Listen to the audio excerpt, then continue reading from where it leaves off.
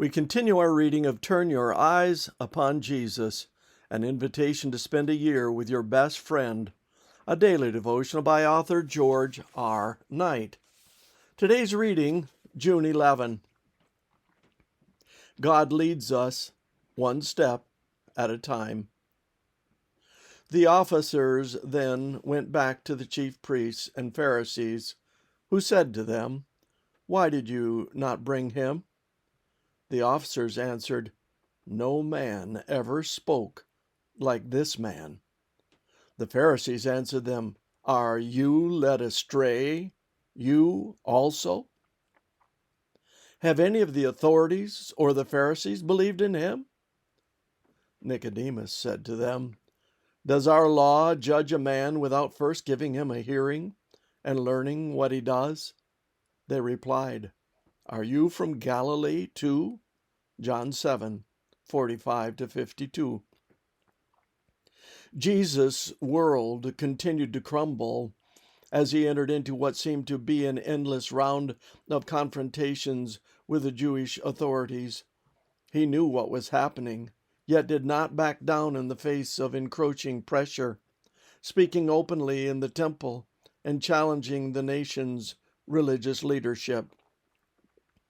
The problem got to be so obvious that the common people began to discuss why the leaders weren't taking action against him. Can it be, they asked, that the authorities really know that this is the Christ? John 7:27. That was too much.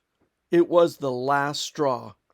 The leadership sent a delegation to arrest Jesus and put an end to the trouble. But that too backfired.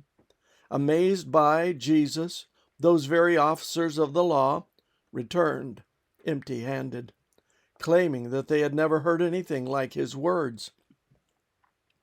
That event could have provided the religious authorities with a wake-up call, but all they could reply was that it was only ignorant peasants who had believed in Jesus.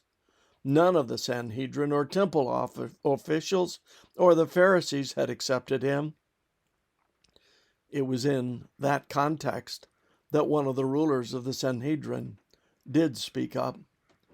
Nicodemus, who had cautiously come to Jesus at night in John 3, suggested that Jewish law did not judge a person without a hearing. For that, he received scorn. Note that Nicodemus was still cautious.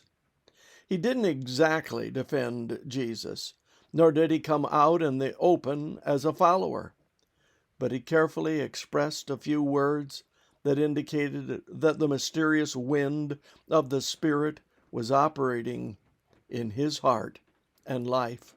See John 3:7-8. Nicodemus did not carry his protest any further. Apparently, as one author puts it, his heart told him to defend Jesus, but his head told him not to take the risk. But he had taken another step on a pathway that would lead into full openness when he and Joseph of Arimathea buried the crucified Christ. John 19:38-42. God had guided him step by step. That is the same way that he is leading you and me. This concludes our reading today of Turn Your Eyes Upon Jesus.